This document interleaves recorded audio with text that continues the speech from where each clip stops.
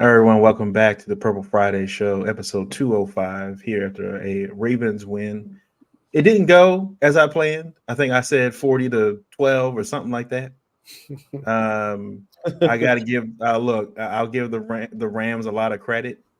Um, Puka Nakua, I thought was a flash in the pan. I thought he was just like, oh, he's gonna be good for a few games. Nah, that dude, they found some guy. I mean, I looked at his college stats, and he didn't really like ball out in college that much either. Like he was literally what you call the late bloomer. He just came out of nowhere and just he made a phenomenal catch in was it third or fourth quarter or something. Matthew Stafford just threw it toward the sideline, and you just see him fly through the air and go grab. Like, yeah, he's if Cooper Cup gets healthy, but next year and he can stay. I mean, and they can add some more pieces. I think to that offense, maybe some offensive line help or something like that. With Matthew Stafford healthy and Cooper, like that offense can be pretty good, and they can get like a besides was it Terrell Williams? I think they had as running back. Like if they can get into somebody, yeah, Robinson. So I think is it Teron Kyron Williams. Kyron Williams. I keep calling Kyron Williams. Kyron Williams.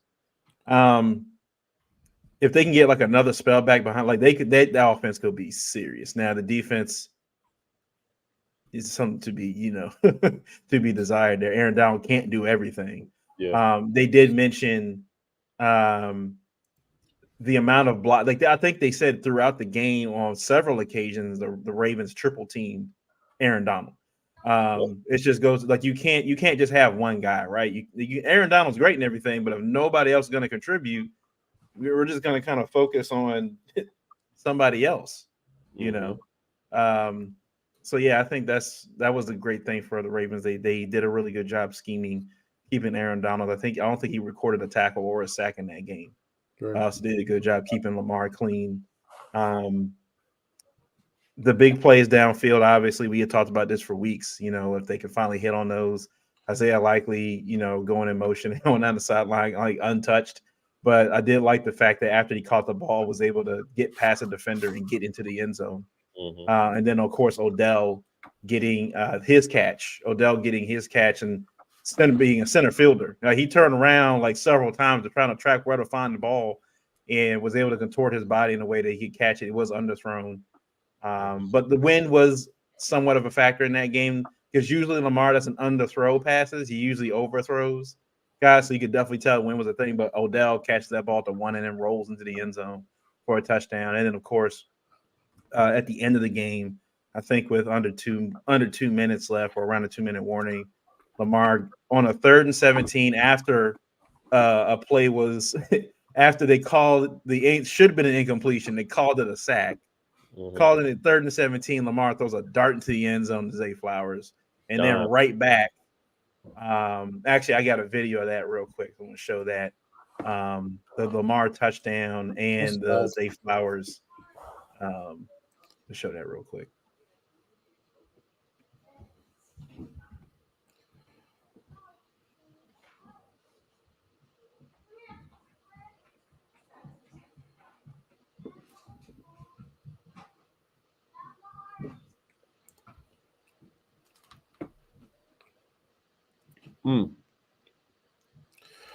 The dime. Right on the money. And look, that was a good throw, but I think the next throw for the 2-point conversion was even better. Oh yeah, under the circumstances, because you see he's rolling out and he dodges one tackle, but then gets hit by another guy in the legs, and he's still able to throw it there towards the sideline. Yeah, this is the ankle right here. In a tight spot, like just bam, 2 points. Like, I mean, we've been waiting for this for a while, right? And Lamar has done this before in the last few years, where he has these few games where we said, I think in 2019, even in 2020, especially, he had these games where he would lead basically the game-winning drive, and somehow the defense would find a way to lose the football game, or give up a touchdown or a field goal to lose the game. Yeah. But that's what you want at your quarterback. It was winning time. They had to take the lead, and he goes down the field on 3rd. Like I said, on 3rd and 17. I think we were all expecting, like, oh, here we go. They'll kick another field goal, and maybe they'll maybe they'll go for it. Maybe they'll throw, get 10 yards, 9 yards, and then go for it on fourth and 7, what, or 4th and 6, and go for it. But they get the touchdown right there. So that was, and then get the clutch 2-point conversion right there. But then, of course, the Tylan Wallace returns. I'll show that real quick. That was in overtime after the Ravens offense had an opportunity to get downfield and win 3-and-out on the first drive. Defense did a great job of making sure that the Rams didn't get an opportunity to go, finish the game. I did look back at that play. I think is it the tight ends? Is it Skoranek, or I forgot who the tight end was.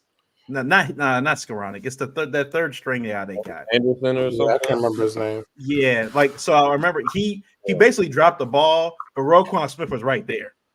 He was afraid to get hit. That's what he dropped that ball because he was afraid. He was going to get hit. So I will be too. Was right there waiting for him. And he was like, nope, no. He made a business decision. So, but then right after that, of course, they punt the ball, and then this happened.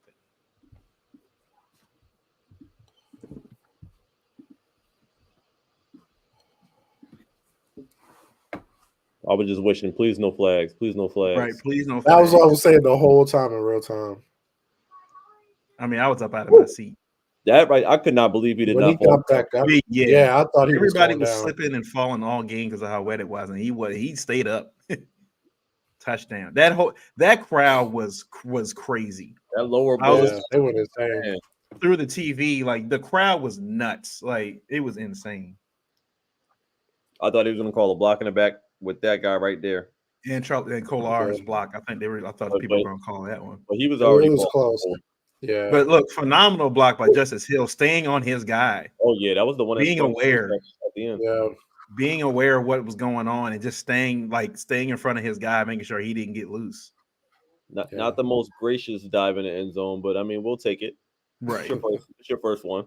And look, that was a tight lane Tylan Wallace had to get through. So a good job by Phillips too for, for all that the special teams has been mired over all season, right? For all what all the special teams has done poorly, they did that like to a T. And if you notice down the sideline, Chris Horton, the special teams coach, is the main one running down the sideline with his sheet and stuff in his hand, because again, he's probably been getting a lot of criticism in those coach meetings and stuff about special teams and how they've been playing all season. Yeah. And when they needed something big to happen, it happened. They did a great job blocking.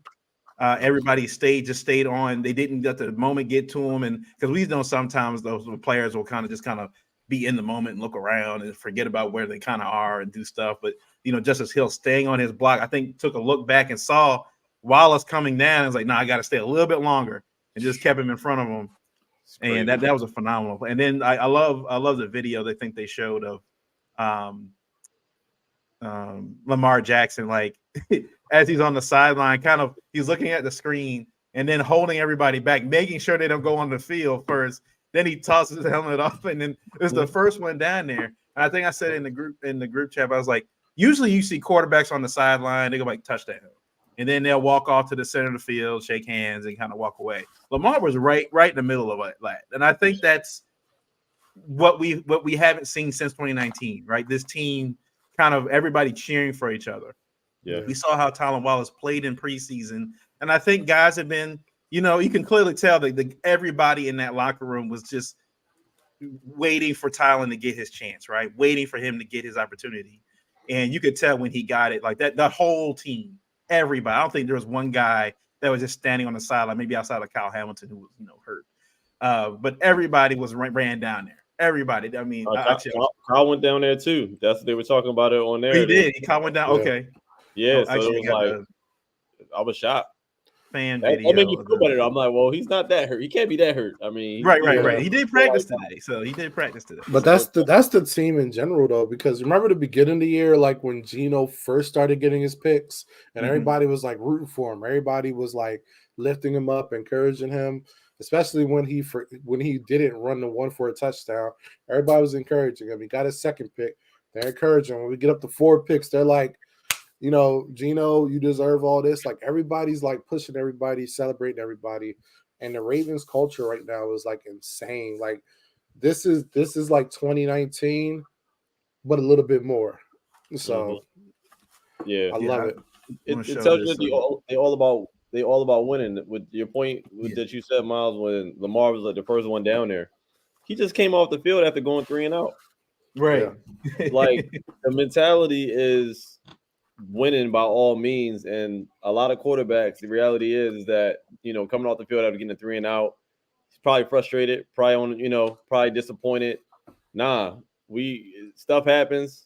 We got the It's a dub. team You got us effort. the dub. It's a team effort, and he's showing appreciation to that. I mean, we've seen Lamar, sitting on the sideline and just disappointed in himself, but winning overcomes all that. And like you said, the team is just galvanized at this point. Like you can just tell it's just running through that sideline over there, and that was just crazy just to see all is well. Once Tyler ran that thing in the end zone. And I got some fan video from the end zone here, and it has the audio, so you'll be able to hear like the crowd, and it was just nuts. I'll show that real quick.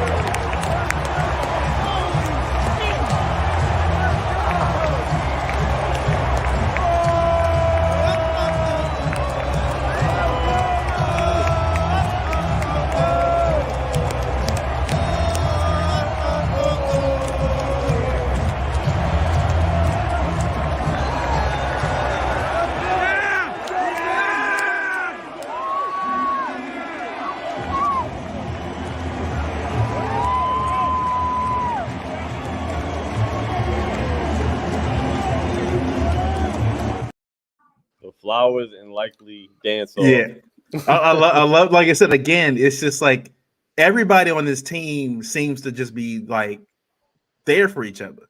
Like everybody in this team is happy for each other. And they said on the defense, like they don't necessarily have like a TJ Watt or Myles Garrett or anything like that, but everybody is contributing in some form or fashion on both sides of the ball. Now you got special teams.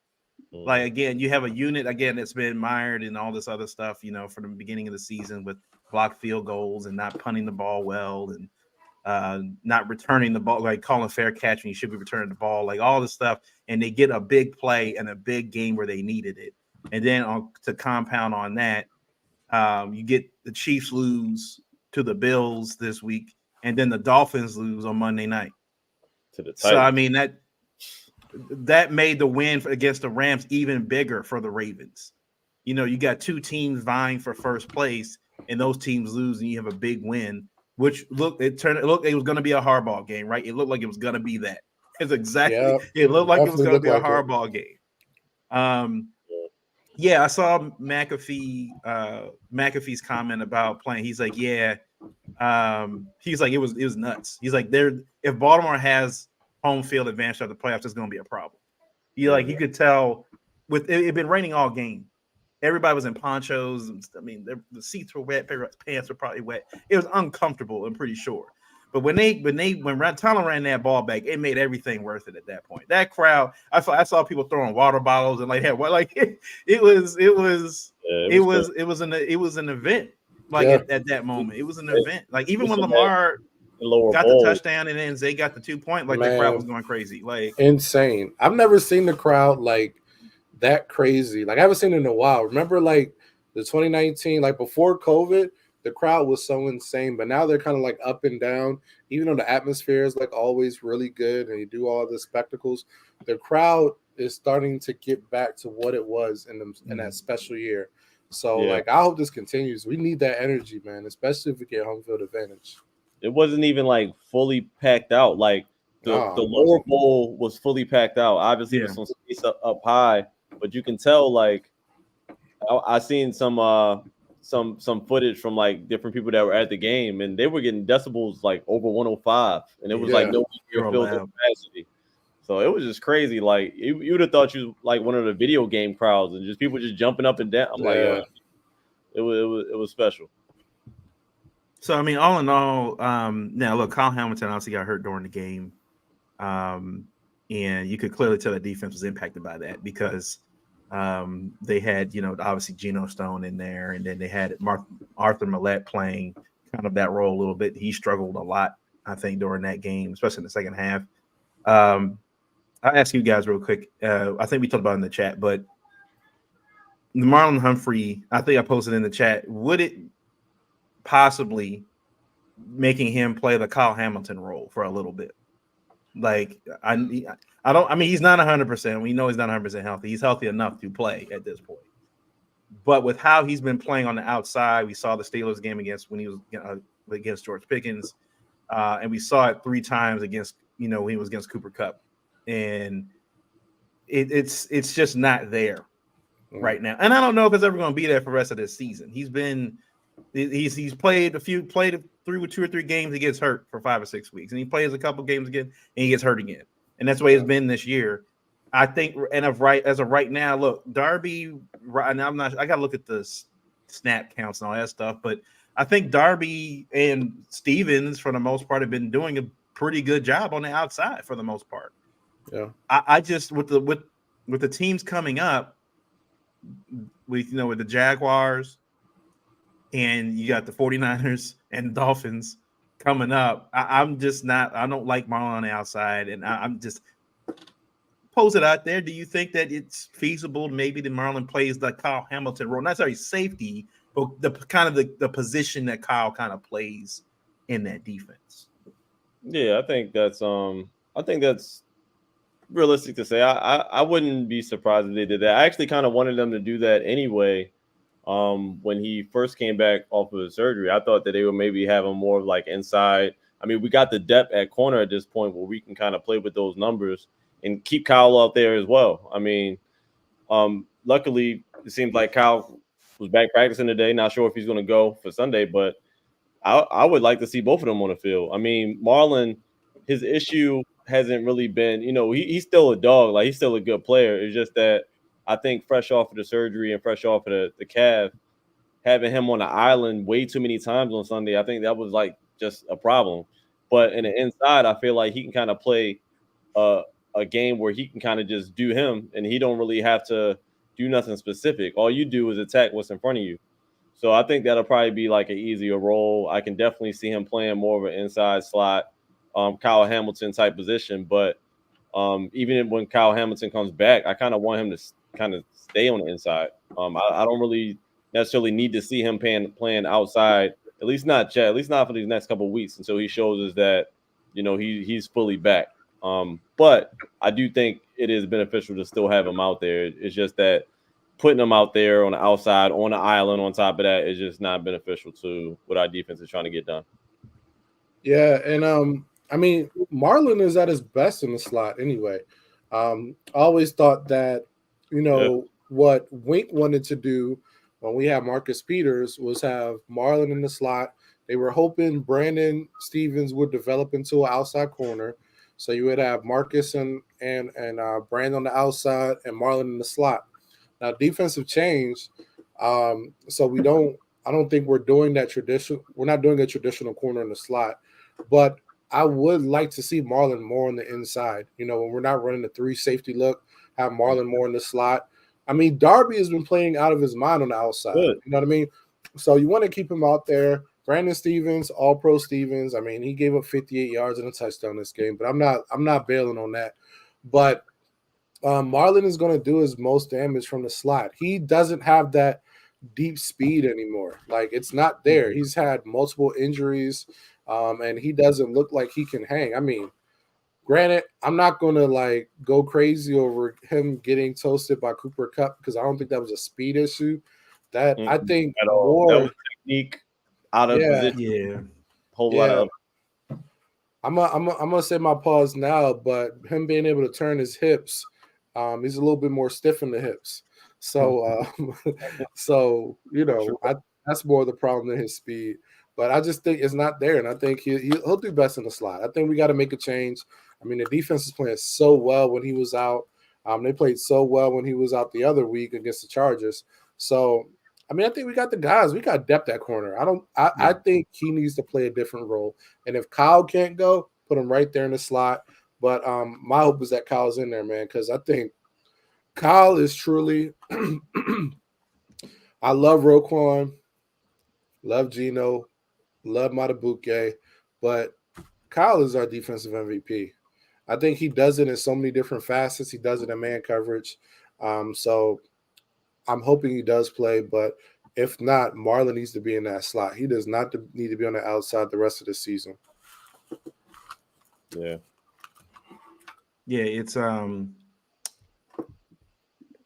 think they'll figure it out, right? I think that when Kyle went down during the game, they obviously had to like work with it during the game and stuff. But he was limited today. I'm not sure if he'll play this week. I think it's going to depend on if they feel like they need him out there for again. This is an AFC game against the Jags, so the Jags are still contending for a playoff spot as well, and they could potentially be the Ravens can't. I'll say this: Ravens can't lose any more AFC games. They got to try to win at least all of their next games if they want a chance to, lock up first place. I think having the game I would hope that the coaches and everybody kind of saw the impact of that Rams game because it felt like a playoff game. The way the crowd was reacting, the importance of having home field advantage throughout the playoffs if you can get it. Like the number of opportunities the Ravens have had to get first place. And have that number, especially because there's only one seed gets a bye in the playoffs now. Having that home field advantage in the bank, right, like that would that would prove monumental. So I would hope they, if Kyle can play and he's available and he's able to kind of do what he needs to do, then great. Now, if he's not, if he says like, look, I can play, but I can't play necessarily to that level that you kind of expected me to, then I'm like, just sit him back for a week. I don't want him out there if he's going to kind of hamper and kind of be, had to be held back because of, his knee and stuff and not play the way he's been playing because he's been so good against the run. He's good at everything short field. Like he's been one of the best players at tackling players right at the point of contact, like not letting them get any yak yardage. Like they'll catch the ball, whatever, but he's been really good at tackling. And even in the Chargers game, he knocked the ball. Like he would get right there on the ball and knock it out, like right before like they can make a catch. So he's been really good at that and just finding the ball and stuff. And even around the line of scrimmage too. So I think that having him again is just being that, Swiss Army knife for the Ravens is huge. So kind of want to read off some stats here.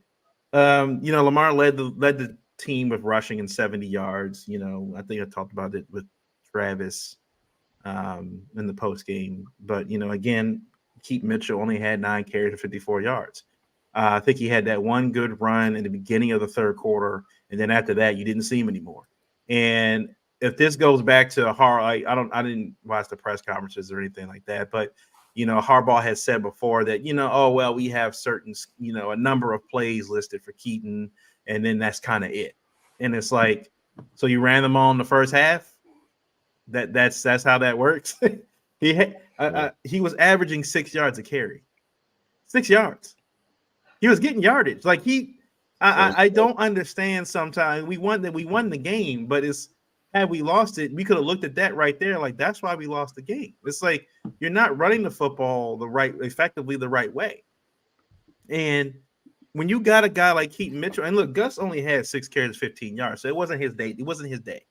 It really hasn't been like the last 2 weeks haven't really been Gus busts like we usually see him. Defense has been doing a really good job of clogging the middle up, and he's not really able to get any push up the middle and get those 5 or 6 yards that he usually gets. But Keaton is getting his yards. He's making a guy miss, and he's getting that yardage. And I think we saw in the game, Lamar threw 43 times in this game. There was no point in this game where it felt like the Ravens now just had to throw the football 43 times. There was no point in this game where that had to happen. Like at most, I think they were down by 3 points at most. 3 points throughout the entire game. So you can still run the football effectively. So I'm like, why is Lamar throwing the ball so much? Again, we've had now 2 straight weeks for the Ravens where we've had the play calling's been kind of looking, scratching your head. Like, what are you guys doing? Are you guys watching the game? Like, are you watching the game right now? Like, yeah, we got the W, but if we don't get that punt return for a touchdown, we gotta, I don't know how this ends up. It's again, it just baffles me. Like, it's like, your December football, and Harbaugh has said this in the past, is what we do. We run the ball, we play good defense. And I'm like, well, you didn't run the ball that well. Like, Lamar was getting his yards, but how you tire the defense out is the running backs. Mm-hmm. I mean, I'm like, if you got a guy like Keaton Mitchell on the outside, like, a lot of defensive players aren't going to be one chasing that dude in the third or fourth quarter. Yeah. They are not going to be one chasing that dude. And you got a combination of him and Gus, and you run Keaton for a few plays and then put Gus in, and he does the physical stuff. And it's like, after a while, they're just gassed. They're just gassed. You don't like it's that kind of thinking, right? And it just feels like, I don't know if it's a Harbaugh thing. I don't know if Harbaugh is getting in Monken's ears saying we got to throw the ball more. Again, this narrative that they're not just a running team. And, I'm like, this is December football, right? Like, it doesn't matter at this point. You're going for the playoffs. You don't care what the optics look like. It's about, can we win our football games? And this is going to be our formula to win a championship with our defense. And Lamar is throwing the ball as well as he does right now in small samples, like under 30. I think the 25 to 30 pass attempts per game is the sweet spot for Lamar. Keeping it around that range, this team's unstoppable. When you're throwing the ball that many times, you're opening yourself up to turnovers, especially with the line. We saw throughout the game. Morgan Moses was getting rotated out with Falafel. Makari was rotating in with Stanley a few times. Like, they were when you're doing that so many times, you're opening yourself up for fumbles and all kinds of stuff. And with the rain, with how wet it was outside, like it had been raining since 6 o'clock in the morning. Like, I just didn't understand, like, why are you now going to have opportunities to, like, Lamar, like, try to grip the ball that slips out of his hand or something? And there's too many factors when you have a wet football game for fumbles to happen, just because, not even like non-contact fumbles, just to happen. So I'm like, you need to run the football. They got the W, but sometimes that hides the things you did wrong. When you get the W, you get the win, Tylan Wiles walks it off, great. We go on the next week. They got to get this run game going. You got to keep Mitchell more involved. I don't want to. The ramp up period is over. Okay, forget the ramp up stuff. It's time to let this man do his thing. Let this man just go off. Let the man go off. He's shown he can do it. He's been fresh. He's only played 4 games. Mm-hmm. He's fresh. Let the man do his thing. Yeah. It was a exciting game, obviously, but like you said, the game plan just kind of. I think we were all kind of bamboozled. I was confused from the start of the game when we kind of opened up with 3 straight passes. I think we ran the ball maybe once in the second drive. It kind of started off completely opposite what I expected. And then when we were forced to punt the ball back to them, the Rams literally took a page out of our playbook or what our game plan should have been, and they were just kind of gashing us on the ground. And then they did the opposite. They got all the way to the red zone and stopped running, and they just started throwing the ball, and they were forced to kick a field goal. So it was kind of, it was kind of a weird start to the game considering the conditions and the decision making there. Obviously, you already spoke on the Keaton Mitchell, way underutilized. The fact that he only had 9 carries or whatever the case may be, it's just not acceptable. Like, Lamar really shouldn't have to be leading the team in rushing at this point. We're the Baltimore Ravens. We run the ball. This is what we do. And in those conditions, we should have been running all over them.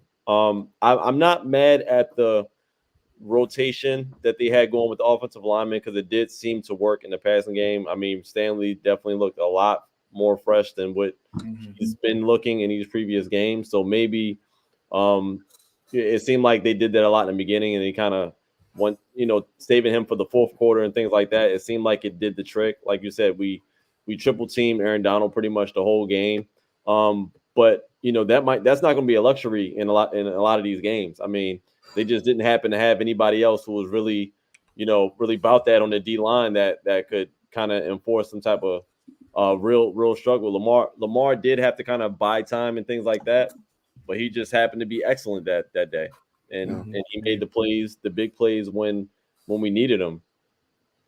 Odell Beckham is, like I said in the last, he's starting to earn his money. He got another 94 yards or something like that, 97 yards receiving off of 4 catches, all big plays. Like averaging 24 yards a catch. At this point, he's emerging as being, the number one guy.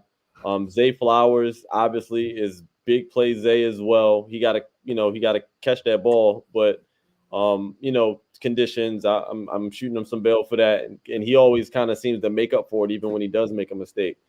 So our passing game looks great. I just don't think we needed that much of a passing game in that game. Like, we were forced to have to put it on display because we got behind and we had to turn it into a shootout.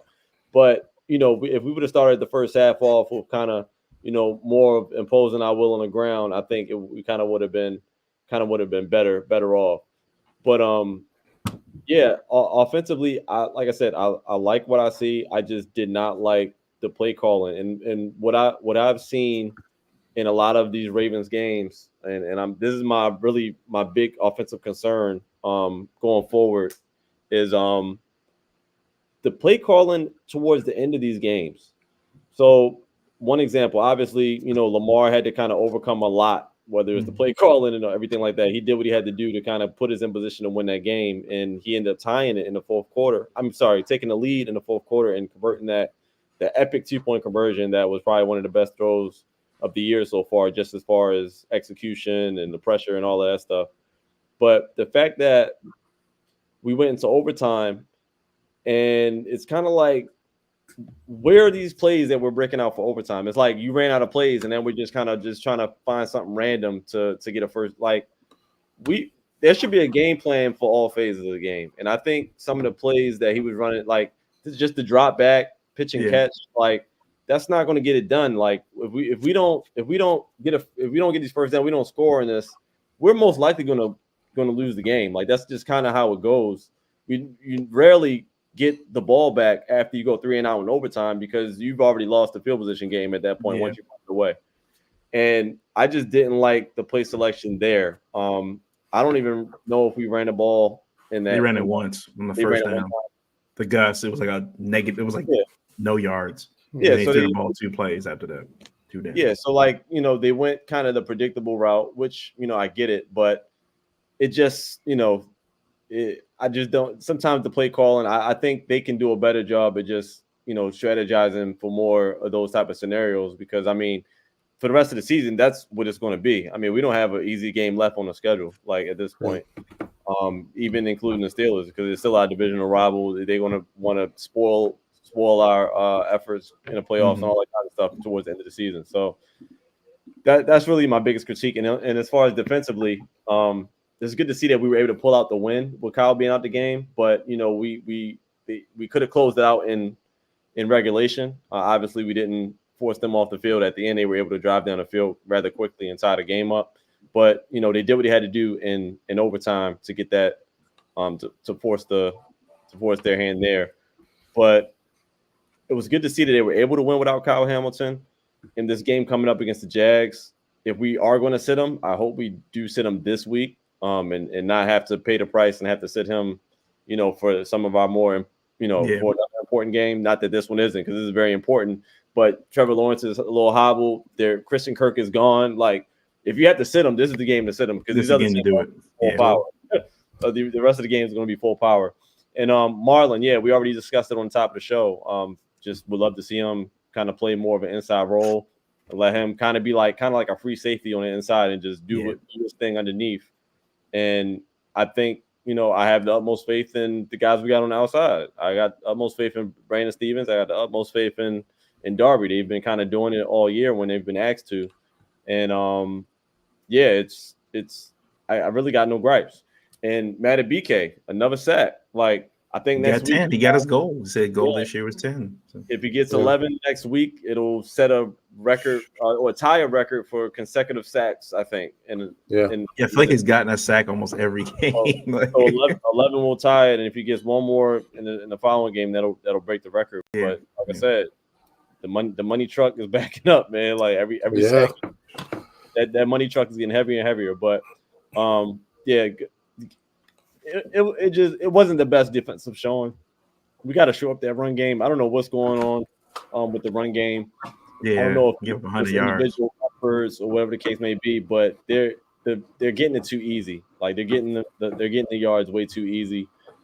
It seems like they are good at making these adjustments towards the back half of the game, but it shouldn't be that from the beginning. I mean, we got to make them one-dimensional from the gate, and then at that point, we can just kind of pin our ears back and attack the rest of what they're trying to do. So I think that's something they'll clean up. I don't think we'll see a repeat. We were dealing with Nakua and Cup, and those guys are just phenomenal athletes. Stafford, there's no way he was even looking at some of those passes he was throwing in the air. Like they were just running. Throwing it up there. Yeah, especially that Nakua catch. He just threw that thing to a spot. It was stuff that doesn't normally happen. So I'm not, it's not that, but we still can't give up 31 points. It's just Lamar shouldn't have to put up score 31 points to beat them. Obviously Thailand had the last score, but to get it to 37. But it shouldn't be that. So our defense definitely got some stuff to shore up. But I mean, Kyle Hamilton didn't play the whole second half, most of that game. So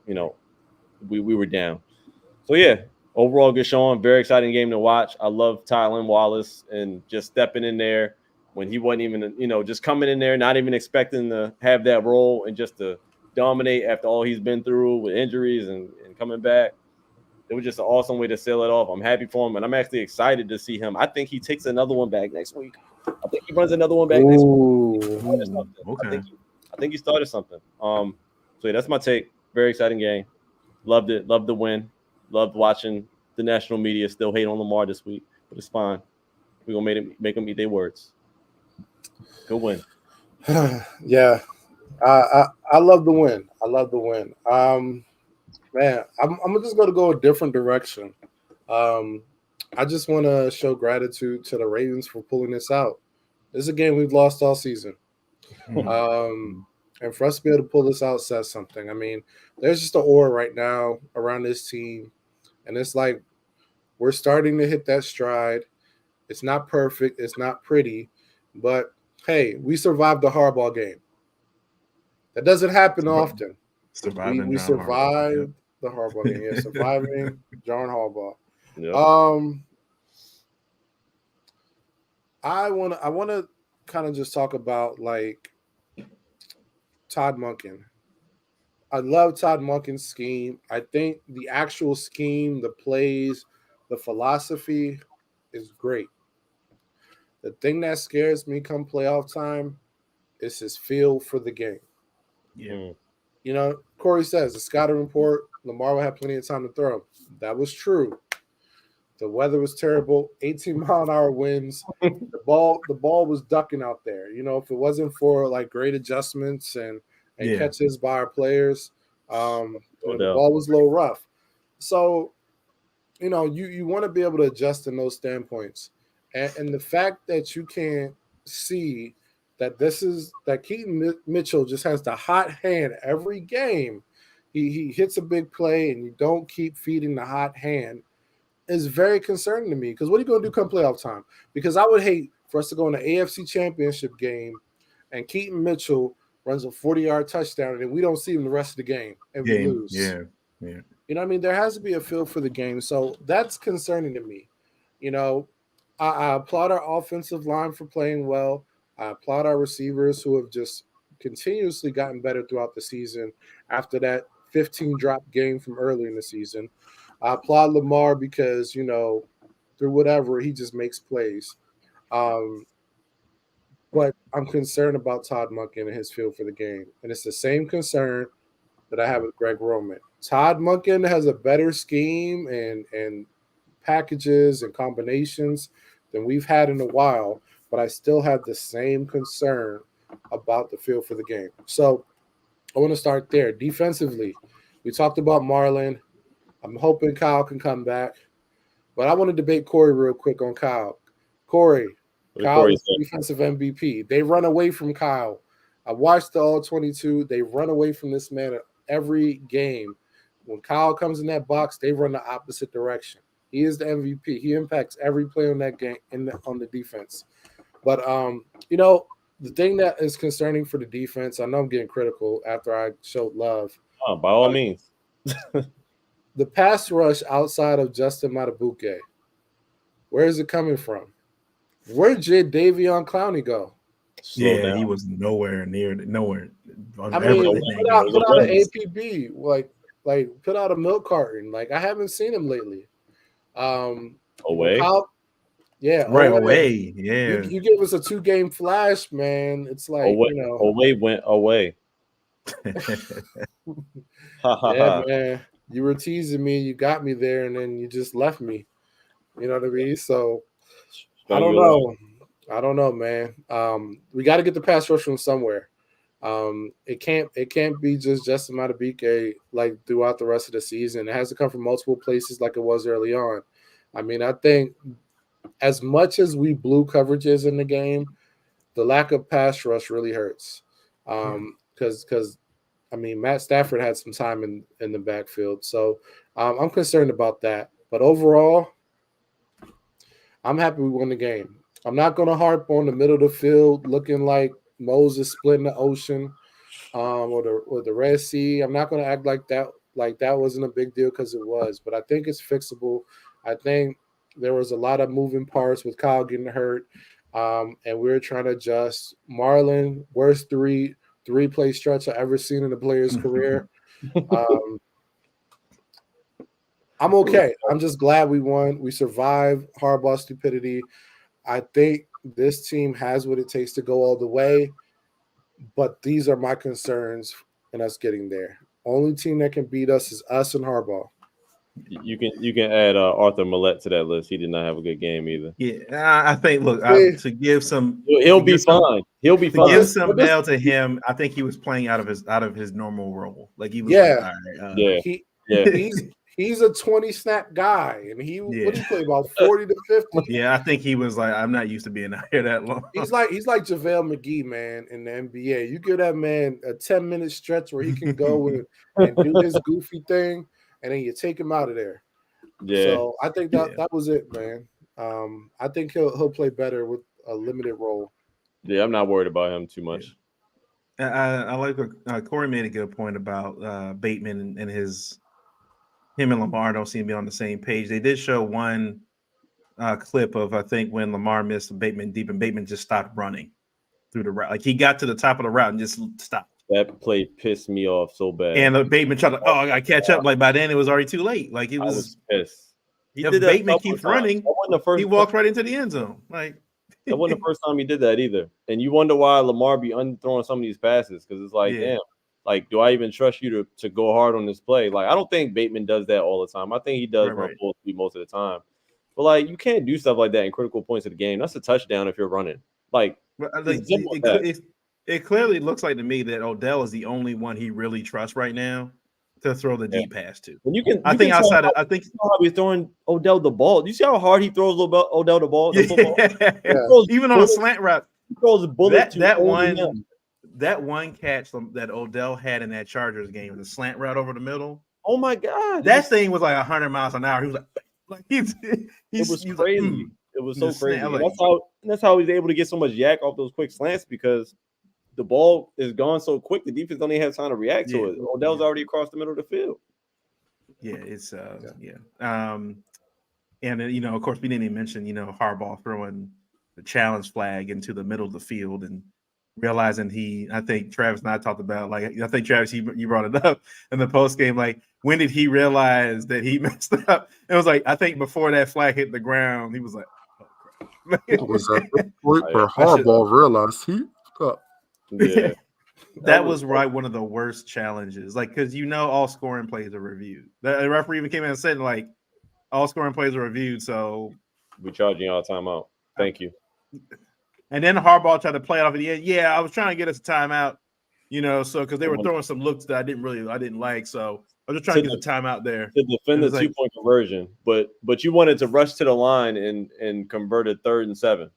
Right. Yeah. When we had, your 3rd and 7 play before the penalty, before the sack that they called the sack, if that would have been a perfect time for a timeout. Let's make sure. I mean, Lamar converted it anyway because he overcame John Harbaugh. He made the play regardless. But like, if you wanna burn the timeout, I'd have been completely fine with him burning the timeout on that third down play because we kind of rushed that. He like ran to the line and kind of ran a play, and the play just wasn't there. But he wants to burn it on a touchdown that gets automatically reviewed anyway, and try to cop out and say that I just want to give my guys more time to rest for the 2-point conversion. Whatever, man. And that's my fear. Is like going into the playoffs is like between Monken and his inability right now. I'm not saying he can't fix it, but his inability right now to adjust to what's going on in the football game with his play calling, and then Harbaugh making stupid decisions by wasting timeouts. Like, because in the playoff game, when you waste on a timeout in the second half like that could be that could be the end of your season right there. Where the team has the ball and they're trying to run the clock out, but you only got 2 timeouts, and it's like, well, if you had a third, you probably had a chance to, with a minute left, to drive down the field and possibly score, tie the game, whatever. But with only 2 timeouts, you can only waste 2, so that's it. They know you only got 2. Right. So, yeah, they survived. Surviving John Harbaugh. Let's hope. Harbaugh's going to be Harbaugh. He's going to be him. I just hope that Monken can make some adjustments, can realize, like, hey, let's get the feel of the game going. And, when you got a hot hand like Keaton and some of these other guys, like, just keep going back to him. Don't have to go away from it. If it's there, let's just keep it working. So I hope Lamar plays so good that most of this stuff won't matter. Right. I just hope. Yeah. Lamar just goes like on a Joe Flacco run that Joe Flacco did in 2012, just goes out of his mind. Right. 11 touchdowns, no interceptions. Go out of his mind. All of a sudden, Joe Flacco's name just giving me chills these days. Man. Playing with the Browns. He got the Browns competing, man. The Browns doing his thing. Man, like, wow, is that playoff Joe? David and Njoku right now is going off right now. He's like, man, I got the black Dennis Pitta right now. Y'all don't even know. I put Flacco with his pause with tight ends like Joe Flacco. Yeah, he come on, like he loves tight ends. He loves tight end triple covered before he throw it to a wide open wide receiver. Because you remember how many catches Pitta had in the playoffs, especially I think in that Patriots game and in the Super Bowl. He's always gonna look for that TE. He's gonna look for him. Yeah, he's gonna look for that's his first read. So but week 14 news. Obviously, I wanted to bring up the Dolphins and Chiefs losing. Ravens getting closer to first place. The Chiefs lost. We'll just talk about this real quick because everybody else. The only reason I'll start by saying this. The only reason everybody's talking about this is because of the Chiefs.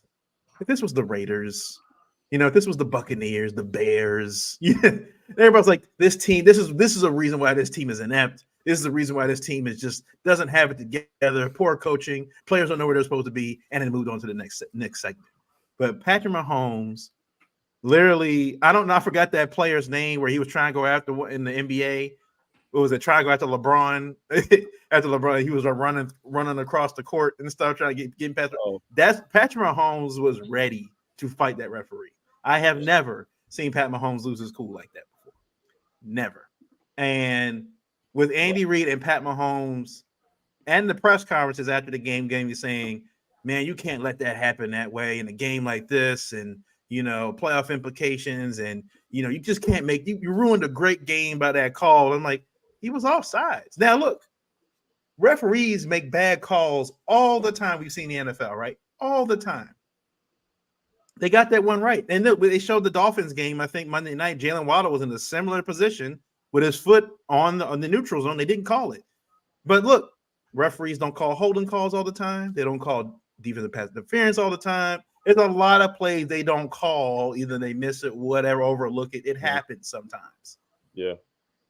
But I saw people posting videos of the numerous times the Chiefs got away with flags and stuff like that. They showed in the Super Bowl, I think, when the Chiefs were going down to it ended up being the game-winning touchdown of the phantom holding or whatever call that was on the Eagles cornerback, and they called a holding call, and whoever was like, that's kind of ticky-tack. They got that call. I didn't see anybody complaining on the Chiefs side about that call. That was a Super Bowl, right? That of all the games of all the games, of that things that's the Super Bowl, right? Like, so I think it just came off as Andy Reid and Patrick Mahomes making the statements they did after the game. It came off real bratish. Like it did. It came off like they were the brats. I get it. It was after the game. I think Pat Mahomes and Andy Reid the next day probably like, it was what Pat Mahomes really wanted to do is he wanted to punch Kadarius Toney, but that's not Pat Mahomes. That's what he really wanted to do. He wanted to fight Kadarius Toney. But again, Pat Mahomes, I think Andy Reid do a good job of shielding the players and the guys and the teammates, and you don't want to do that. But I guarantee you, when they got in that locker room, Pat Mahomes was Tony wanted to apologize to Pat Mahomes. Pat Mahomes like, leave me alone. Leave me alone. Go over there. Go to your locker. Yeah.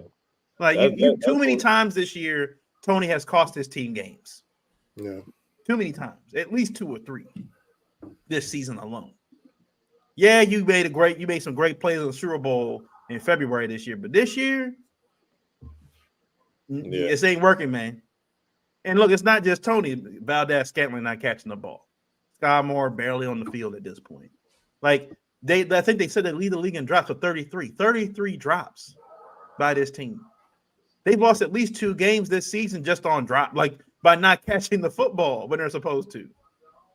Mm-hmm. So I'm like, look, if this was a bad team that did this wouldn't even be a subject. But because it's Pat Mahomes and the Chiefs, they want to make a big stink about what happened. And I mean, there were debates about was it a foul, was it not a foul? And I credit James Jones on speaking. He said it was all sides.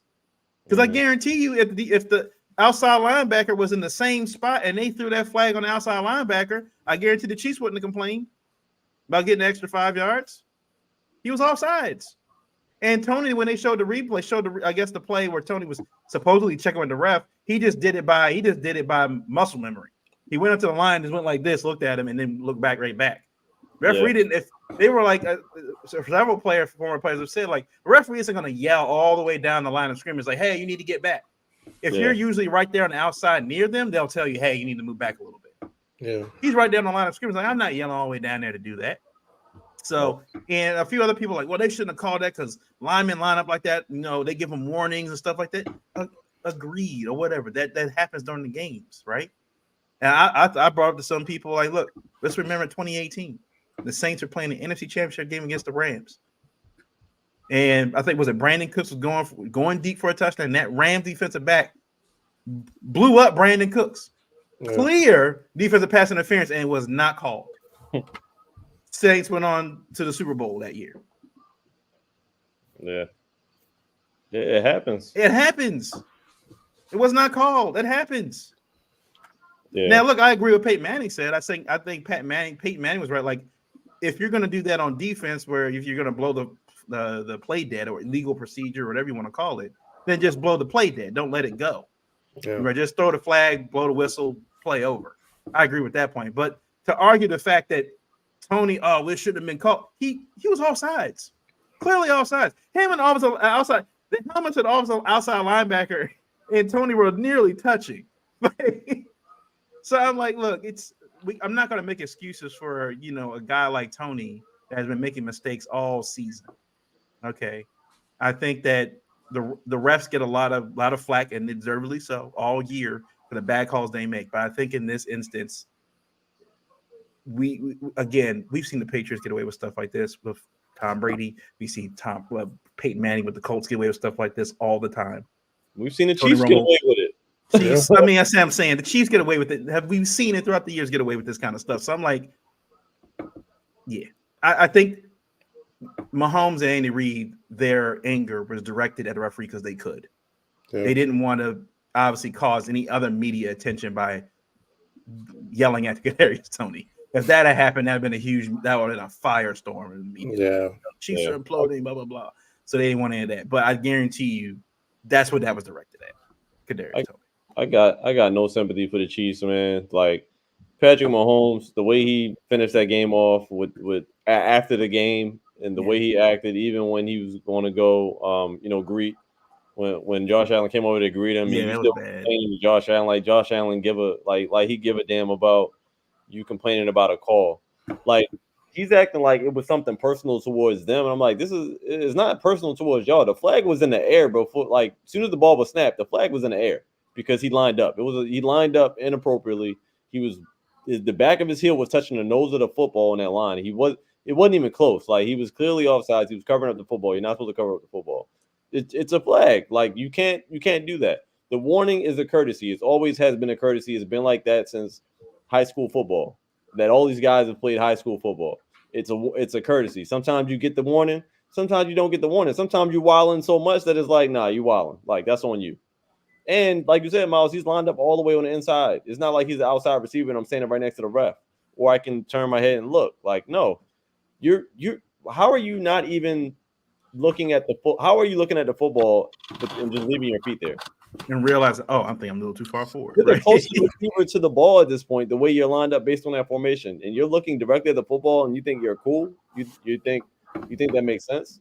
I mean, since then, Patrick Mahomes, I think he apologized and all that stuff. After he cooled down or whatever, but it's just unacceptable. Like, come on, man, you've had all this privilege all this time. You've had a track team for receivers.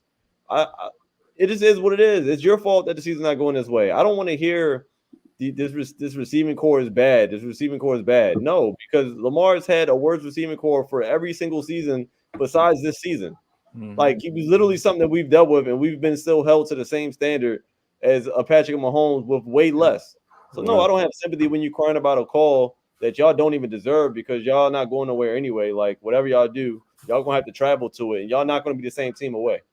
So, the fact that call got called appropriately, the fact that they took that L at home, I enjoyed myself watching that game. I did. The meltdown was entertaining to me because I'm like, and I don't even really hate the Chiefs. I don't even really hate Patrick Mahomes, but that just kind of make me dislike them a little bit more just to see how, like, I just hate when teams don't know how to take an L. Like Tom Brady, when he was in New England and he used to lose, this used to happen sometimes. Not on that magnitude, but it was times when Tom Brady didn't even shake the other team's hand after a loss. And Patrick Mahomes giving that type of energy as well, but just way worse.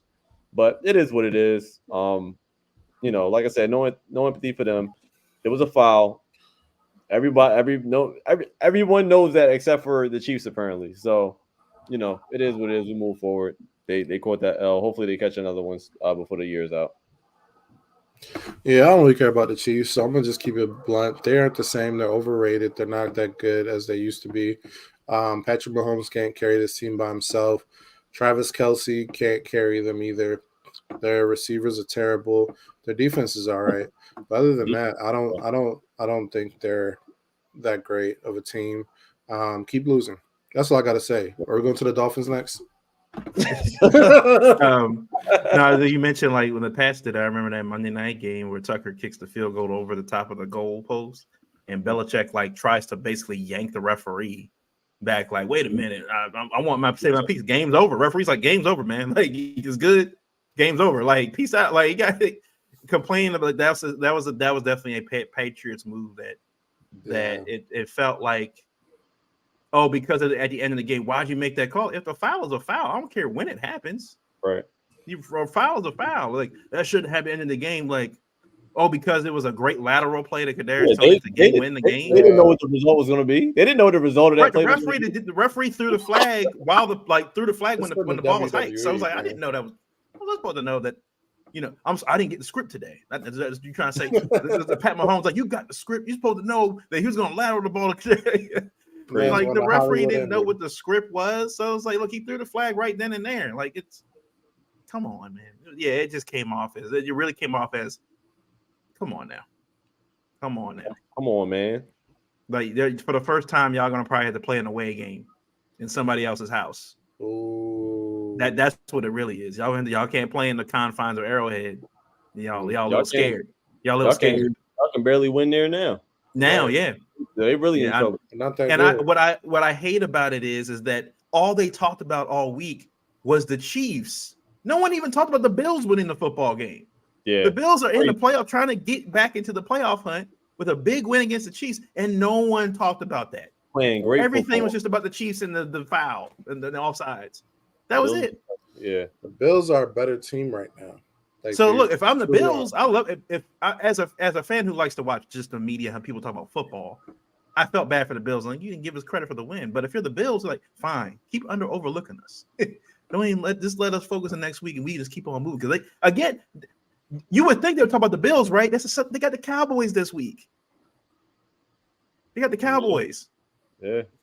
That you would think you wouldn't want to talk about that game. But here we go. So I mean, but yeah, we'll go to the Dolphins. Corey mentioned, I think he had texted me that in that game. So obviously we saw what happened, right? The Titans implode in the fourth quarter. I think it started with the Dolphins implode. The Dolphins implode. So it was like what was it? The Titans. Because they went to overtime, right? Yeah. It was the Titans. The Titans fumbled the punt return. Yeah. They get a touchdown, and then the very next drive, Derrick Henry. I don't blame that on Derrick Henry. That was a bad toss. Bad pitch. Yeah. He tossed it behind Derrick Henry, and they recover it again, and they go get another touchdown. They go up 28-14, and it was like 2 minutes and something seconds left. Corey was texting me. Teams are 0-700. We're 0-716 when facing double-digit lead under 4 minutes in the fourth quarter. They made history Monday night. I remember I was getting ready. I was falling asleep. I was in my bed. I was like, I'm going to turn this off. And I was like, wait a minute. What's happening? What's happening right now? What? And when the Dolphins went up, I was like, all right, time to go to bed. And I saw, wait a minute. Titans scored a touchdown. What's that? Tajay Spears was going off. Yeah. They were letting that. He was catching the ball in the backfield. He was doing whatever he wanted. Yeah. Yep. And then Hopkins, too. He was running wide open. The running backs was both catching the ball downfield. Yeah. Why they were playing that whatever prevent defense the Dolphins were playing the last couple drives, and I was like, "You got to be like they were letting them get downfield. They were letting them get downfield." And Will Levis, I like Will Levis' energy. I will say Will Levis' energy at the end of that game. You saw the veins like pop out of his neck. He was like, it felt like the game was out of hand, right? And I mean, they're pretty much out of playoff contention right now. But the Miami crowd went quiet and silent. Like I said this beginning of the year, right? Everybody was crowning Mike McDaniel and stuff. Like he's a decent coach, and be wrong. But we saw this last season. We saw this last season in December and getting into January where they start to stumble. Tyreek Hill gets hurt in that game. It rolls his ankle or does something. He comes back for a few drives here and there, but he's not 100%. That offense went nowhere when Tyreek Hill was off the field. They couldn't do anything. Tua was holding the ball too long. The Titans' interior defense was getting to Tua. I was saying when the Ravens go play the Dolphins, you got the recipe right. You got Matty BK right there. Matty BK and Queen should be eating all day that game against the Dolphins. Eating all day. Like the interior is nowhere near. And I think their center got hurt during the game too. He's out for the year. So I'm like, if you're the Ravens, we'll get ready for that Dolphins game. It's right there. You got P Queen, you got Roquan and Matty BK up, like, man, that's. And Tua sitting there holding the ball and stuff. Like, yeah.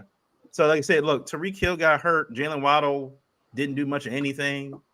I think they did mention that Corey put a comment about Tua can't win games when it's under 55 degrees. Apparently, that's a thing. Even in college, they were like, he hasn't won a game under, like, if it gets too cold, they can't win football games. Where are we playing them at? I think we play them here. We play him here, right? Yeah, I think that's here. Let's see. Hold on, I got you. I think that's here. Yeah, it's here. It's not in Miami. Oh yeah. You know it's gonna be like 20 degrees. It's gonna be 25 degrees. It's New Year's Eve. New Year's Eve, right? Yep. It's gonna be like 12 degrees outside. Oh yeah, I love it. They probably gonna flex that to the 4 p.m. slot. Yeah, but I mean, look, this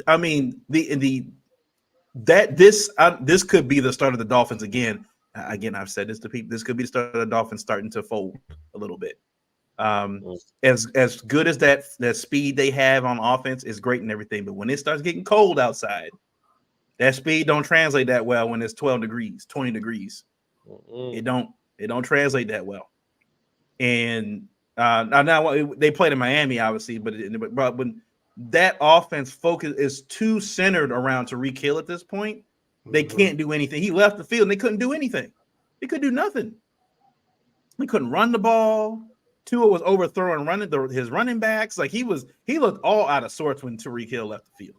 Yeah. All out of sorts because I feel like Tyreek Hill's one of those guys. He's so fast that he can run past people that Tua can just throw it to a spot. He can just throw it in a general vicinity as long as there's no one around and just throw it to Tyreek Hill's area and Tyreek can just go get it because he's just so fast. But while he is fast as more of a straight line guy, he's not Tyreek Hill. Tyreek Hill has that ungodly ability where he can run as fast laterally as he can run vertically. Like he's just fast all the way. And when Tyreek Hill left the field, you saw that offense was pedestrian. They didn't scare anybody. They scared no one. And with the center being hurt now, and then teams now seeing, then that interior of that offensive line is a weak point, and you got the Ravens. I'm like, I'm blitzing if the Ravens got to play the Browns, especially Joe Flacco. I'm blitzing over 52% of the time in that game. Like we blitz it. He blitzing the hell out of them. If I'm going against Tua, you know how Tua, apparently I think Tua is not that great against the blitz as well. And look, a lot of quarterbacks are. You got three guys can blitzing you at the same time. You're not going to play that well, right? And he's got to throw the ball to a spot. I like our chances. So I'm like, things are happening right now for the Ravens. Yeah. There's starting to be the teams that we were worried about going into this last stretch of the season are starting to stumble a little bit. They're starting to stumble. I said outside the 49ers game, these games aren't so daunting as they were, I think, when we had our bye week. The things are starting to happen for the right things for the Ravens. And look, Mike McDaniel, again, I think he's a decent head coach, but he has yet to show me that in this part of the season, can you win those games that you need to win? And you're fighting for first place. And the Bills are right behind you. The Bills are right behind you. If the Bills go and beat the Cowboys this week in Orchard Park, the momentum they could carry throughout the next 4 games could be monumental for them. So, yeah, I'm going to stay right there. Yeah, right there. Yeah, I'm not too scared as I once was with the Miami game, but I think I always thought that the Niners game would probably be our toughest game anyway. Mm-hmm. I wasn't really because all around, I just think they're just more of a solid team on both sides of the football. I mean, they have multiple threats on the D line. They got a really, really good linebacking core, and they're not that bad in the secondary either defensively. And offensively, they've been pretty much playing really, really good football. I mean, they've been scoring points. Brock Purdy has been managing the game super efficiently. He's not making mistakes, turning the ball over, things like that. So it's been looking good over there. And also, obviously the number one reasons are Christian McCaffrey and Deebo Samuel. I mean, we can just see what just them two have been doing the last few weeks. They just been on a tear, like just 1-2 punch of Deebo just looks faster than what he's looked the previous few seasons. He's completely healthy, and you can kind of tell the difference. So that's kind of more so what I've been concerned about. Miami Dolphins. The only thing is that Tua got hobbled in that game. Not Tua. I'm sorry. Tyreek Hill got hobbled in that game, but I mean, by the time we play him, he might be fine if they decide to sit him this week. I don't know. They can't afford to sit him this week, but if they sit him and he's good for this game, only thing that will concern me is that you can just open up a whole playbook just off of having him on the field, just having him run people off and things like that. So that will be a game where it's going to be super duper important for individuals to do their job. And I think in the past couple of weeks, we've kind of been getting burned with guys not making their individual matchups or dominating individual matchups. And that's why we kind of been getting run all over in the past few weeks in a run game, because guys they're just not beating their blocks and things like that. So when you got a guy like Tariq running over the top, and you got your safeties running away from where the run play is going and stuff like that, that it could get spooky. So, but overall, like I said, I'm not concerned. I think the Titans definitely exposed what a lot of people kind of already knew. I'm just glad that the timing is what it was. I mean, it couldn't have been better timing. I mean, things just keep happening good for the Ravens, and I'm here for it. I mean, if y'all want to dog walk us into the first seed, then I mean, whatever. Like it's just kind of everything's just kind of working out as as it should, even with like our injury news and everything. The fact that we had perfect attendance at practice today, Phenomenal, yeah. in week 15 or 14, 15, whatever this is, like I'll take it. Love it. Yeah. I've always been a proponent of the Dolphins being like a great early regular season team. I mean, even with like them fully healthy, Tua, he's going to be able to get the ball out to Tyreek Hill. Tyreek Hill's going to put up his numbers. Jalen Waddle's going to put up his numbers. They got explosive guys. They're a great early to mid-season team. They're going to come out strong. But, when it comes down to playing like smash mouth, cold weather football, they're just not built for it. No. Tua's not tough. He's not mentally tough. He hasn't been mentally tough since he was in college. He's not a mentally tough QB. That's why I don't look at him as a QB that's going to take a team to a Super Bowl or a deep playoff run. He just doesn't have the mental capacity. And I say this as him being my fantasy QB. Like he really holds that team back when you look at the grand scheme of things. Like if they had a different quarterback plugged in there, Miami would be a whole better team. But overall, they're just not fit for cold weather playoff football. If they got the 1 seed, they're in a better position to make a run, but still with Tua, he's not mentally tough. He's not the guy that's going to take you to a Super Bowl. I think this is the best scenario. When you look at the AFC top to bottom, this is the best pathway we've had to a Super Bowl in a while. The Chiefs, they're falling off. They're weak. The Dolphins, they're not built for the playoffs. The Bills are so far down, they're struggling to get in the playoffs. Mm-hmm. The Jaguars, I don't have confidence in them being a deep playoff team. Who else? Who am I missing? The Browns and Steelers and all right. I'm not even gonna entertain them boys. I'm not even gonna entertain them. I think this is the best situation for us to make a Super Bowl run. So teams are dropping. We're seeing how weak a lot of these teams are. We can definitely take it all the way into the Super Bowl. So I'm not concerned about it. The Pat Mahomes, he is struggling. He's seeing what life is like when you don't have good receivers. So we're there. We should make it all the way in. Like I said at the beginning of the pod, the only team that can beat us is us. And the only other factor that can beat us is Harbaugh. So we're in a great position. Yeah, we just don't, we're not going to ease our way in. We can go all the way in. We're going to do. Go all the way in. Go all the way in. That's this season, right? This is season. This is our season, man. This is a season, right? 100%. Before we go to salary cap hell in the offseason. No, I think that Corey asked about the Malik. They obviously signed Malik Cunningham signing. Obviously, they got now 4 quarterbacks, I think, on the 53-man roster. They said they made it sound like this is going to be. I think they have liked Malik Cunningham in the past. Now that he's available, they got him, and obviously he was Lamar's teammate. I think the last season Lamar was in Louisville. They show a lot. He plays a lot like Lamar did it, like and run under the same system and everything. It does feel like that they're probably like Tyler Huntley. Tyler Huntley will probably be gone. He's a free agent in the year. And probably both of them. I think Josh Johnson might be a free agent too. I think they're going to probably let them walk. This is more of a future sign. Like get him in the building now. Let's get him in the building now. Probably don't have to try to fight for him next year. So, and plus of anything else, we see how important backup quarterbacks have been in the league this year, especially. That's the most important position I think in NFL. It is the backup quarterback because we've seen what the Bengals are still around because Jake Browning's been playing pretty well. The Browns are still around because Joe Flacco's been playing pretty well.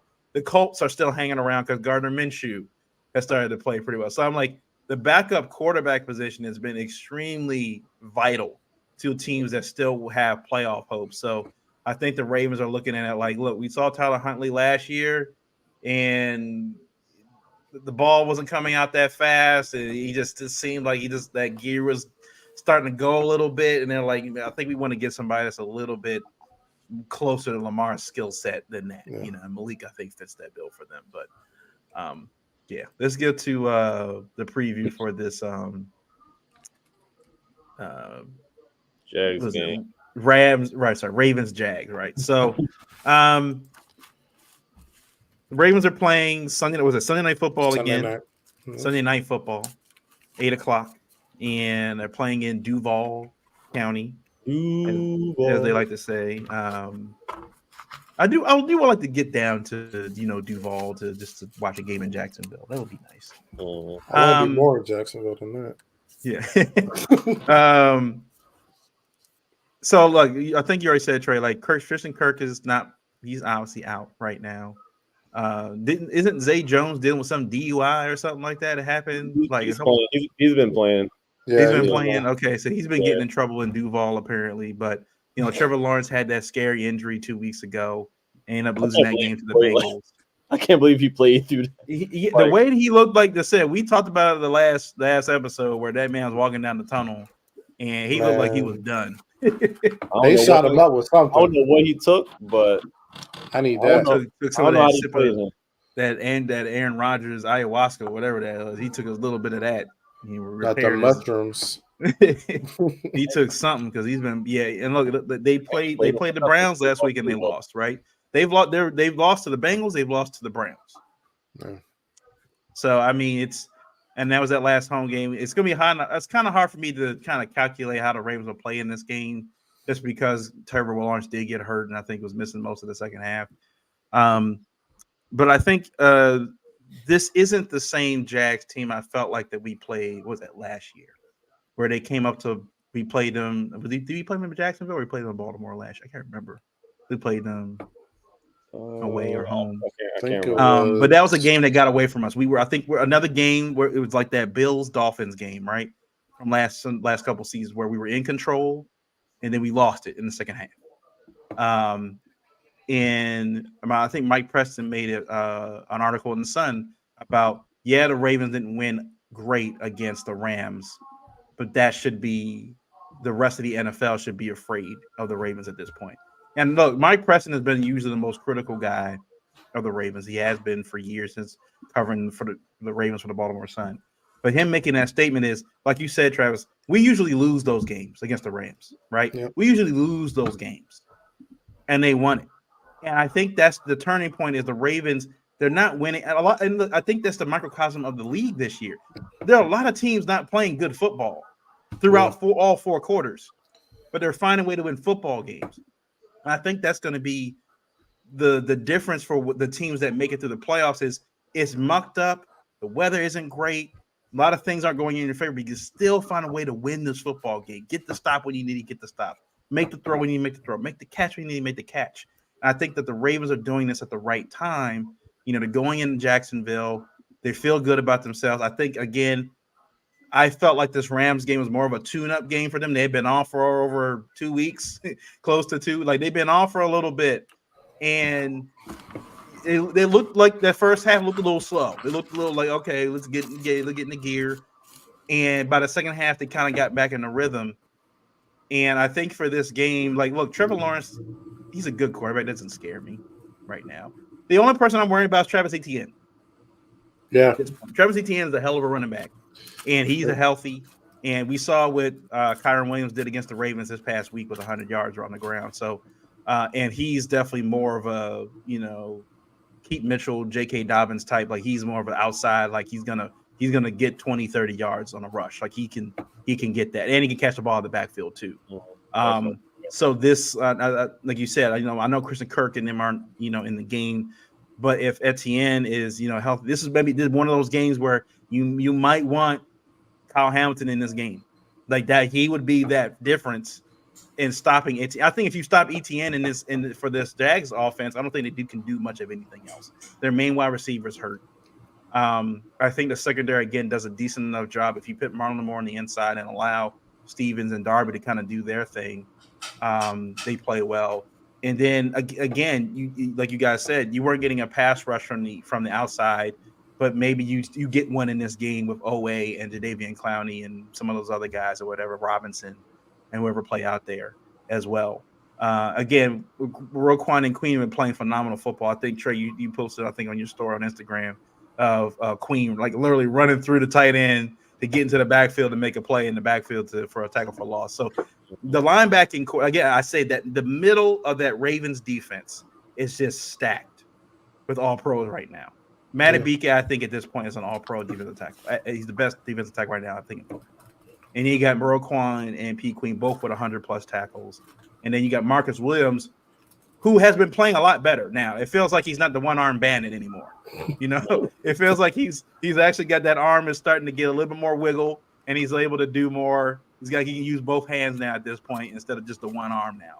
So he's playing a lot better in that role as well. So again, the middle of that defense is just so stacked right now with talent. They're playing so well. Again, I think this is a game where I don't think you want to get, because I think Trevor Lawrence is a volume thrower. He is a kind of quarterback that can throw 35 to 40 times in the game. That's just what he did it at Clemson, and I'm like, that's what he can do. He can throw the ball 35, 40 times a game accurately and be consistent. And I think this is that kind of game where you need to rely a little bit more on your run. The pass may be there. Don't get me wrong. Oh, we're getting a deep ball and we're getting the same kind of catches, the same kind of plays we did against the Rams with Likely and Odell. Granted, we get those in the first half. Let's get those in the first half to get the lead. But when that second half rolls around, you got to start playing time management. You got to start playing clock. Don't get quick 3 and outs and allow Trevor Lawrence and that offense to get back on that field and now score 7. And now they're, oh crap, now we're a tie game, or now we're down by 3, and now we got to play catch up again. And another thing, with the next few games coming up, the Ravens have to mind that you don't want to tire this defense out as well as they've been playing up to this point. I don't want that defense to be too tired out by the time they get the number 1 seed, by the time they hit the divisional playoff. I don't want this defense gassed. Guys getting hurt. We already saw Kyle get hurt. So I'm like, I don't want to see guys start falling down because they're on the field too much. And we've been seeing it for the last few weeks where the Ravens defense is on the field too much for my liking. They got to start stringing some of these in the second half, these 7, 8, 9 minute drives together, and to give the defense a little bit of a break. And it's not always on them in the fourth quarter, And look, you got Tucker. Tucker had a great game special teams wise. He has a great game kicking 3 field goals.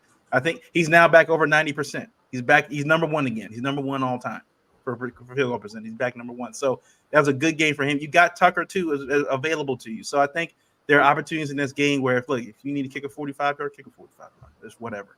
But string some of these possessions along, gives that defense a little bit of a break so that keep them fresh. Winning these games is important. Winning games in January is even more important.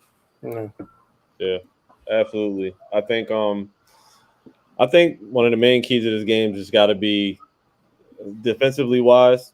You just got to hit Trevor Lawrence in the mouth early and often. I think the fact that he's hobbled and we're going to be playing in Jacksonville, I think it's going to be important to kind of just pretty much get him kind of rattled early on. I think he folds if we kind of get a hat on him, like I said, early and often throughout the game, especially starting the game. I think once you get that in his mindset that, this is the Ravens defense that showed up, that decided to show up this week, I think it's going to be a problem for him. And I think obviously our interior line doing what they do on the pass rush, but obviously we're gonna have to bottle up ETN like you mentioned.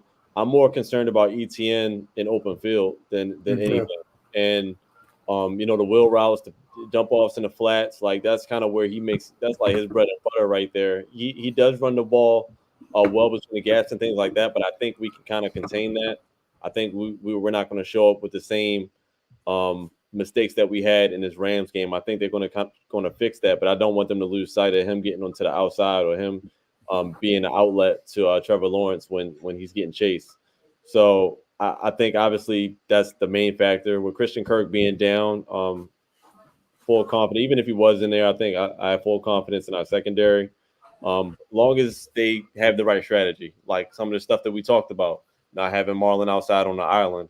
And if he is on the island, damn sure don't have him by himself this game either. I just don't think he's ready for that. I think the plan that we talked about earlier is going to be the most beneficial. Not worried about Queen or Rowe any week.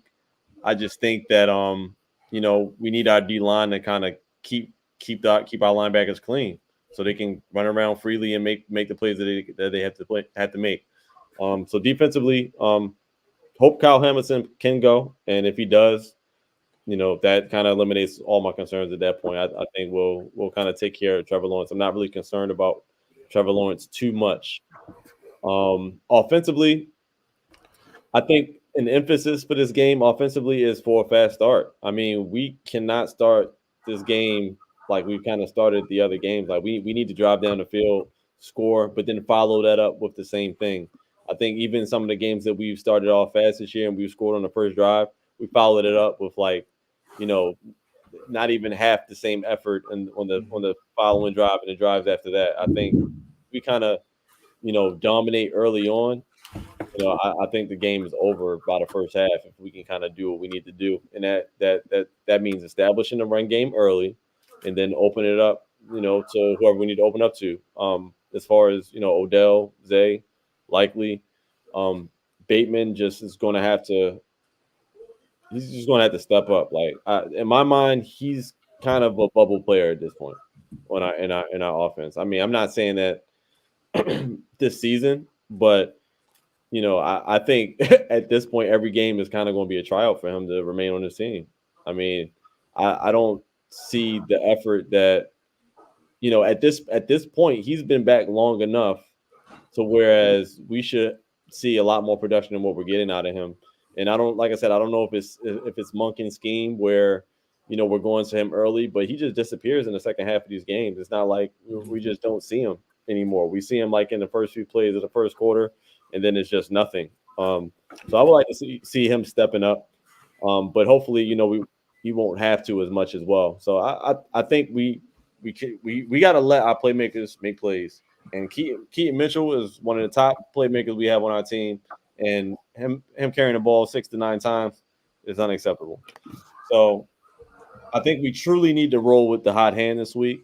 But even if the hot hand is Gus, I think you still need to throw some Keaton Mitchell in there. And Odell, just looking for another explosive game from him. We'll be playing down in Jacksonville, Florida. Weather shouldn't be a factor. Hopefully, it's not raining. I would love to see our offense. Those adjustments that they made from last week. I would love to see this fast start on on some grass, on some sunny weather, and hopefully we get a dub. I don't really have too many concerns. I just think emphasis on fast start, emphasis on running the ball effectively, and emphasis on our defense hitting Trevor Lawrence in the mouth. All right. Of course, Corey forecasted for Sunday. Thank you. Oh, and that's here, right? That's a Jag. We're playing Jacksonville. Jacksonville rain different. Well, they said it's around half an inch. Yeah, it's not as bad. I ain't worried about that. It ain't gonna be freezing, so they should be. It's gonna be over like windy. 50 to 65. I think they said. It should be fine. So I want to burst everyone's bubble. We're not going to run the ball. We're not. We're going to throw the ball again. And I think it's because the Jags are so susceptible to the pass. Like their pass defense is awful. I think we're primed to be throwing the ball 30 to 40 times again. I want to be wrong, but I think we're going to attack them in the air. So what that means for me is that we have to be concise with our attack. We have to get the ball out in the flats. If we're going to get Keaton involved, get him out in the flats, run our wheel route, get our backs involved, make sure we have some plays for Isaiah Likely, make sure we're not throwing 50 million screens to Zay Flowers. We're going to throw the ball. So I'm not even going to talk about that because I know they're going to do exactly what we don't want them to do in this game. Defensively, their strength is our strength. We're great against the pass. They're great passing the ball. So got to put Marlon in that slot because even without Christian Kirk, they're pretty successful against the pass. They got guys that can catch the ball. I mean, they got Evan Ingram who can split that middle of the field all day, every day. So I'm very nervous when it comes to how they're going to attack our defense. They can run the ball. I know Corey said Etienne is inconsistent, but when Etienne is hot, he can ball out. He's great in the red zone. He can catch the ball out of the backfield. He's a talented running back. And Evan Ingram last week, I think he caught like for 100 yards, had a couple touchdowns. So they have talent on that offensive side of the ball, and I know they can throw the ball well. Trevor Lawrence is a really, really, really good quarterback. So defensively, like I want to see us get to the quarterback, like Trey said. You want to hit him in the mouth, and you want to hit him often. So I think that has to be at the forefront of Mike McDonald's mind. We got to get to the quarterback because if we give this guy time, this team, they actually do have weapons that can get open. Because outside of Christian Kirk, they got Calvin Ridley, like I said, Evan Ingram, Zay Jones. They have a backup tight end who I think is pretty good that they don't use. I think his name is Luke Farrell. But overall, they have guys that can make plays. So I think defensively, we have to get to the pass. We have to get to the passer. We got to get Darby back outside. We have to have Stevens outside, put Marlon in the slot. And if Kyle Hamilton can go, we have to blitz him. You know, early this season, Kyle Hamilton had a 3-sack game. We have to blitz him early and often, utilize him, make him that threat because he can get to the quarterback easily. So defensively, I think that's the key. Rush the passer. Special teams, we have to play well. I would love to see Tylan Wallace get another touchdown or at least make some big plays in a return game. So I think this is a game where we just have to be balanced. Like I said, they're going to throw the ball, so I'm not even going to even get on the Gus and running the ball with Gus and running the ball with Keaton because they're not going to do it. I have no faith that they're going to run the ball. But if we're going to pass the ball, let's be smart. If it's raining, let's hit the intermediate routes, hit the middle of the field. Let's not just chuck it deep 50 times a game. But let's be very smart with our strategy and establish and dictate the flow of the game rather than always trying to adjust to the defense. So I see us being successful, and there's no reason we should lose this game. And I'm hoping Harbaugh doesn't make another boneheaded decision. Me too. Okay, so before we get out of here, then you got scores. What's your scores? Damn, I should have been thinking about this. This is gonna be just a. I think we kind of dominate this game. I said that against the Rams game, but I think I really mean it against this game. I don't know what it is. We lost to Jags, I think, by 1 point last year when we played them, but it's a different story. We got a lot more weapons. I think we will be impactful in the air, but I do think we're still going to run them out. Run them out of the stadium still. But I think we do put up some points. I'm going to go with another.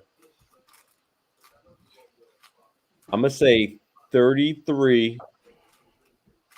I'm going to say 33. I'm giving them 13 points. I think we blow them out. And we're the second best scoring team in the league right now. It's not that I'm not putting respect on the Jags, but I think they're not the same offense without Christian Kirk. And I think Trevor Lawrence ain't all the way back yet, just based on what I seen last week. But I'm going to say 33-13. Ravens take the victory at home. And, yeah, that's what I got. Man, I don't know what is with me and your predictions. Like, we're always off 1 point. Before you said anything, in my mind, I was saying 34-14. I was thinking 34-14 before you said a word. And you said 33-13. I'm going 34-14. We're putting up numbers. Lamar throws for 300 yards again. Zay gets 100 yards. He's on his way. He's going to finish strong this season, have a 1,000-yard season. I'm confident we're going to throw the ball. Lamar's going to run the ball. Keaton's going to get a touchdown too. Our defense is going to give up some garbage touchdowns. 34-14. It's a wrap. Number 1 seed. How many yards they need for 1,000? 327. And they got what, four games left? 4 games left. Yeah. he might It's about get it. 82 yards a game. We'll see. But the way they're using him lately, I think he could get it. We'll see. Yeah. But yeah, you're right. The Jags are 30. Let me see. I'll pull it up here. They're 31st in passes per game, 31st in pass yards per game. They don't sack the quarterback. The 29th in sacking the quarterback there. So I mean, it's not like the Rams game, right? I didn't know it was that bad. 29th, yeah. So that they don't put pressure on the quarterback. The Rams were weren't the Rams like the middle of the pack? They were like 14, 15. Yeah, they were like 14, 15. And the Jags are 29th. 29th in sack percentage and 31st in passes per game and 31st in pass yards per game. Wow. So, yeah, this is another game. You're right, Travis, where I could see Lamar throwing the ball 40 times. Damn, just because the secondary is that bad. So I'm like, this could be another one of those games. So I'm going to say I want to give 30 to 20.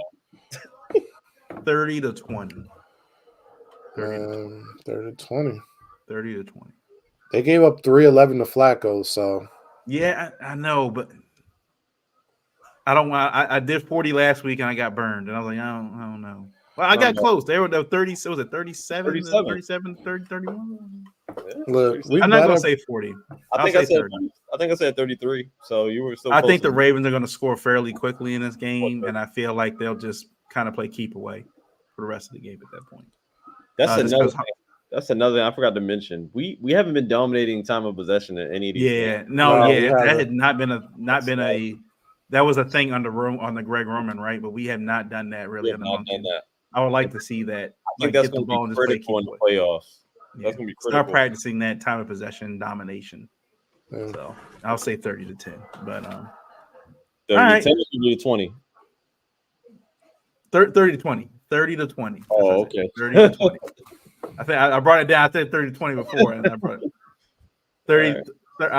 30 to 20, just because the defense has been a little shaky last few weeks. They've been giving up some points. So I'm like, they'll probably give up some. But I feel like the game will be in hand. And like I think Travis, I think they'll get like a garbage touchdown at the end and make it appear closer than what it actually is. So that's it. Hopefully Ravens get this W and everybody else loses. The Ravens can keep moving forward and get pushed towards that number one seed, and get ready for that 49ers game in San Francisco. That's going to be it's going to be interesting. Yeah, it's going to be interesting. So, please don't ruin my Christmas, man. That's all I want. Right. Yeah. I'll say this: even if the Ravens lose that game, just keep it competitive. Don't get blown out. At least we can hold our head up and say, at least we competed. We're not like the Cowboys and the Eagles. At least we competed. And then hopefully get another crack at them anyway. Yeah. Right, for the Super Bowl. Yeah, for the Super Bowl. So that's it is what it is. So, all right. That's it for us. We'll catch you guys later next Sunday. Next week. Peace. Peace.